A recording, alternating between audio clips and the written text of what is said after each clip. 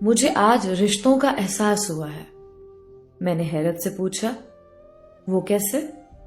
تو کہنے لگے ہم 2 بھائی ہیں، میں چھوٹا ہوں، ماں باپ کے مرنے کے بعد ہم میں دوریاں بڑھنے لگیں، چھوٹی چھوٹی بات پہ جھگڑا ہونے لگا، کبھی بچوں کی وجہ سے تو کبھی زمین کی وجہ سے۔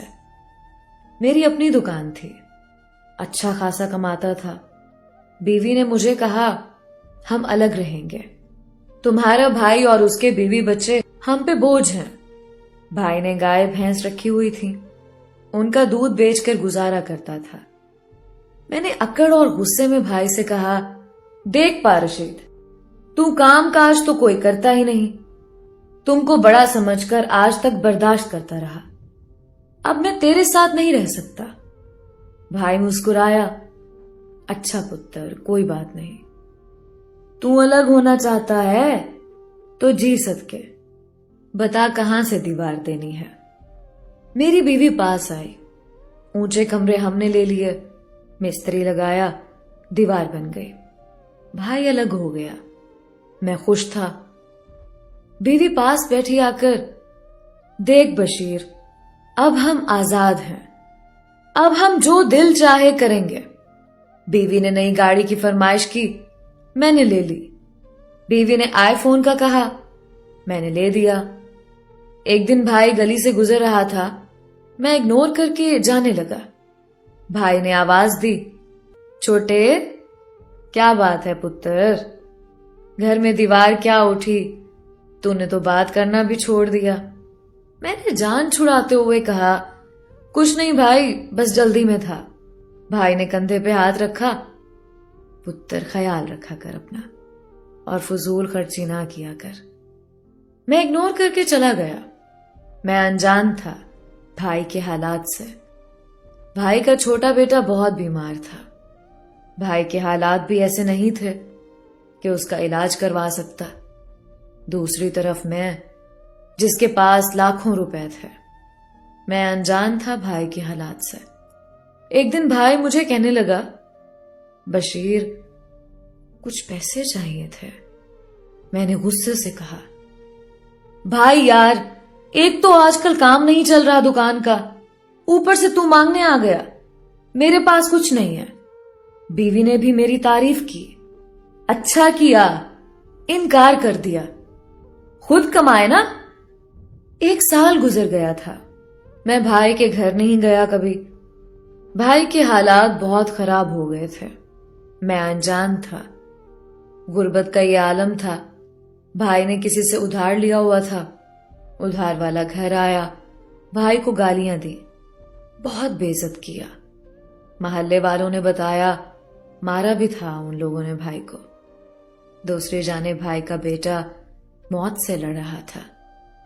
میرا دل تڑپا تو تھا، لیکن میری بیوی نے مجھے روک دیا۔ ہم کیوں یہ مصیبت اپنے گلے میں ڈالیں؟ میں بھی رک گیا۔ پھر بھائی کا بیٹا فوت ہو گیا۔ بس ناک رکھنے کے لیے بھائی کے پاس گیا، جھوٹا دلاسا دیا، گھر لوٹ آیا۔ بھائی وقت سے پہلے بوڑھا ہو گیا تھا، داڑھی سفید ہو گئی، میرا کاروبار عروج پہ تھا۔ پھر ایک دن کچھ یوں ہوا، میری دکان پہ ڈکیتی ہوئی، چور سب کچھ چھین کر لے گئے، اور جاتے ہوئے مجھ پہ فائرنگ بھی کر گئے تھے۔ گولیاں میرے سینے اور پیٹ میں لگی تھیں، میں موت کے قریب تھا۔ بازار کے لوگ اکٹھے ہو گئے، مجھے ہسپتال لے گئے۔ میری 6 بیٹیاں اور ایک بیٹا تھا۔ میں مرنے سے پہلے اپنے بچوں کا سوچنے لگا، ان کا کیا ہوگا، میرے بچوں کو کون سنبھالے گا، میری 6 بیٹیاں، ان کا سہارا کون بنے گا۔ میری بند ہوتی آنکھیں، اندھیرا چھانے لگا۔ جب ہوش آیا تو میرا بوڑھا بھائی پاس بیٹھا تھا، میرے بچے پاس بیٹھے تھے۔ میں نے آنکھ کھولی، ہاتھ ہلانا چاہا، لیکن میرا جسم سن ہو چکا تھا۔ ڈاکٹر کہہ رہے تھے بہت سی نسیں کٹ گئی ہیں، وقت لگے گا ٹھیک ہوتے۔ میں نہ چل سکتا تھا نہ اٹھ سکتا تھا، صرف دیکھ اور سن سکتا تھا۔ میں زندہ لاش تھا۔ میں بھائی کی طرف دیکھ رہا تھا۔ بھائی نے جیب سے پیسے نکالے، ڈاکٹر کو دیے۔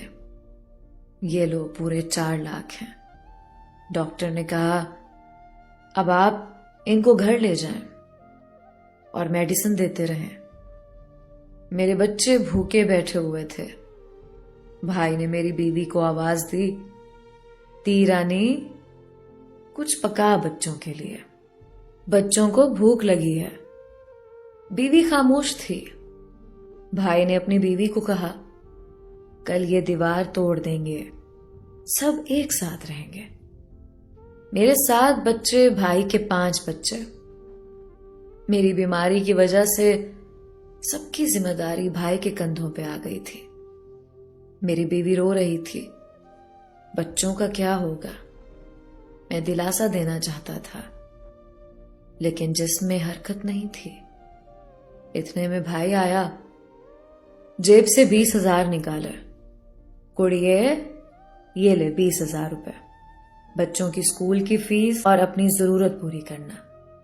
پریشان نہ ہونا بالکل بھی، میں تیرا بڑا بھائی نہیں، تیرے باپ جیسا ہوں، بس بشیر کو وقت پہ دوا دیتی رہنا۔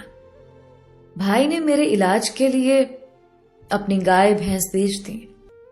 روز شام کو میرے پاس آتا، میرے جسم کی مالش کرتا، بچوں کو گود میں بٹھا کر پیار کرتا۔ بھائی بوڑھا ہو چکا تھا، لیکن ہمت نہیں ہارا تھا۔ مجھے بستر پہ پڑے 5 سال ہو گئے تھے، بچے بھی جوان ہو رہے تھے۔ ایک دن بھائی میری شیو کر رہا تھا، میری نظر پڑی بھائی کے ہاتھوں پہ چھالے تھے۔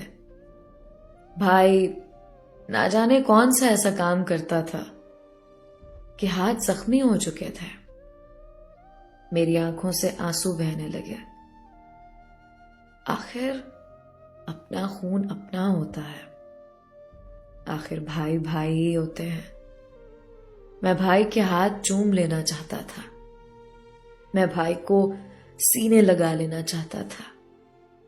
اتنے میں میری بڑی بیٹی پاس آئی، بڑے پاپا مجھے کالج کی فیس دے دیں، کل آخری تاریخ ہے۔ بھائی نے سر پہ ہاتھ رکھا، اچھا میری دی رانی، میں شام کو لا دوں گا تم کو پیسے۔ بھائی نے جوتا پہنا، تیز قدموں سے باہر کی جانب چل دیا۔ بھائی کا ٹوٹا ہوا جوتا، پھٹے پرانے کپڑے، میں چیخ چیخ کر رونا چاہتا تھا، لیکن جس میں طاقت نہیں تھی۔ پھر آخر 7 سال بعد میں ٹھیک ہونے لگا اور چلنے پھرنے لگا۔ مجھے احساس ہو گیا تھا، آخر بھائی بھائی ہی ہوتے ہیں۔ میں اتنا کہوں گا، نہ جھگڑا کرو آپس میں۔ زمین جائیداد سب پل بھر میں خاک ہو جاتا ہے، صرف ساتھ نبھاتے ہیں تو رشتے۔ ہم انا، غرور اور دولت کے نشے میں رشتوں پہ تھوک دیتے ہیں، لیکن باخدا جب بے بسی کی انتہا ہوتی ہے، پھر بھائی طاقت بن کر ساتھ کھڑے ہو جاتے ہیں۔ نفرتیں مٹا کر محبتوں کے دیے جلا لو۔ اپنے بھائی سے ناراض ہو تو صلح کر لو، کہ اس سے بڑا کوئی نیک عمل نہیں۔ بھائی کے گھر ضرور جایا کرو، چاہے کچھ نہ دو ایک دوسرے کو، حال احوال پوچھ لیا کرو۔ یہ وہ رشتے ہیں جو دھوپ کی آگ میں سایہ بن جایا کرتے ہیں۔